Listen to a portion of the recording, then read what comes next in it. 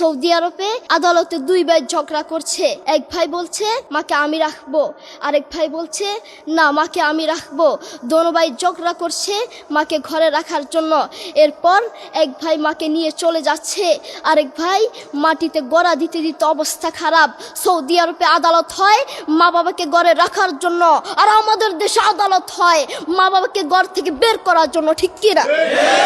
যুবক, তোমাকে বলছি, তোমার বন্ধু তোমার আপন নয়, তোমার বউ তোমার আপন নয়, তোমার শ্বশুর শাশুড়ি তোমার আপন নয়। এই পৃথিবীর বুকে আপন হলো তোমার মা এবং তোমার বাবা। ছেলে বিদেশ থেকে এসে শ্বশুর বাড়িতে গিয়েছে, তারা তাকে উল্টাপাল্টা বুঝিয়েছে। এখন বাড়িতে এসে সে বলছে মা তুমি আমার টাকায় খাও, আমার ঘরে থাকো, আবার আমার বউকে পিটাও।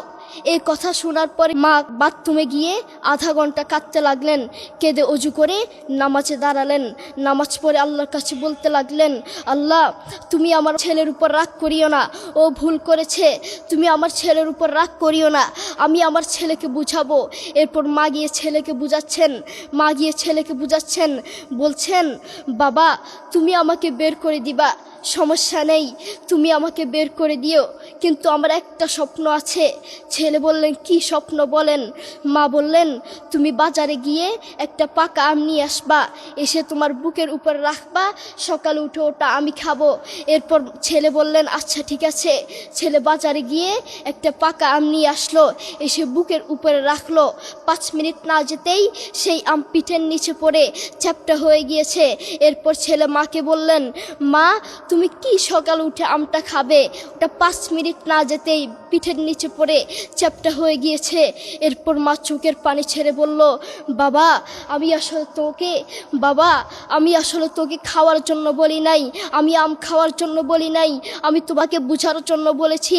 তুমি আজ একটা রাত এই আমটা রাখতে পারো নাই, আমটা বুকের উপর রাখতে পারো নাই, আর আমি সেই তোমার দুঃখিনী মা যে 1 বছর 2 বছর নয় 3 বছর নয় পাক্কা 5টা বছর এভাবে তোমাকে রেখেছি। আমিও যদি তোমার মতো এভাবে ঘুমাতাম তুমিও তো আমার পিঠের নিচে পড়ে চ্যাপ্টা হয়ে যেতা। এরপর ছেলে চোখের পানি ছেড়ে বলল মা আসলে আমি বুঝতে পারি নাই তুমি কি জিনিস আসলে আমি বুঝতে পারি নাই। করোনা আসার পরে প্রমাণ করে দিয়েছে কে আপন। এক মেয়ে তার মাকে ফোন করে বলছে মা আমার স্বামীর করোনা হয়েছে। মা বললেন সাবধান, তার কাছে যাবি না, আমি সকালে সিএনজি পাঠিয়ে দিব, তুই টপ করে সিএনজিতে উঠে যাবি। এটার নাম দুনিয়া। করোনা হওয়ার পরে বন্ধুর কাছে যায় নাই, করোনা হওয়ার পরে শ্বশুর শাশুড়ির কাছে যায় নাই, করোনা হওয়ার পরে স্বামী স্ত্রীর কাছে যায় নাই, কিন্তু করোনা হওয়ার পরে এখনো ইতিহাস আছে মা তার ছেলেকে গিয়ে চুমু খেয়েছে। করোনা হওয়ার পরে এখনো ইতিহাস আছে বাবা তার ছেলেকে কাঁধে নিয়ে হাসপাতালে গিয়েছে। ঠিক কিনা?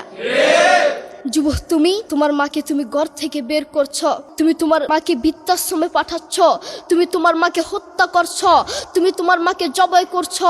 তোমার মতো নাফরমান এই বাংলার জমিনে আরেকটাও হতে পারে না। ঠিক কিনা? যুবক, তোমাকে বলছি, তুমি জানো তোমার মা কি জিনিস? তুমি ছোট ছিলে তো বুঝতা না। যেই মা তোমার জন্য সারাটা জীবন কষ্ট করেছেন, মাথার গাম পায়ে ফেলেছেন, সেই মাকে তুমি ঘর থেকে বের করে দিয়েছ, সেই মাকে তুমি বৃদ্ধাশ্রমে পাঠাচ্ছ। তুমি জানো তোমার মা কি জিনিস? তুমি খোঁজ নিয়ে দেখো, তোমার মা কিছু খেতে লাগলে তোমাকে ছাড়া খেত না, অল্প একটু খেত, আর সব তোমার জন্য রেখে দিত। আর তোমার বাপ হোটেলে গিয়ে শুধু অল্প একটু ডাল ভাত খেত, আর তোমার জন্য সব রেখে দিত।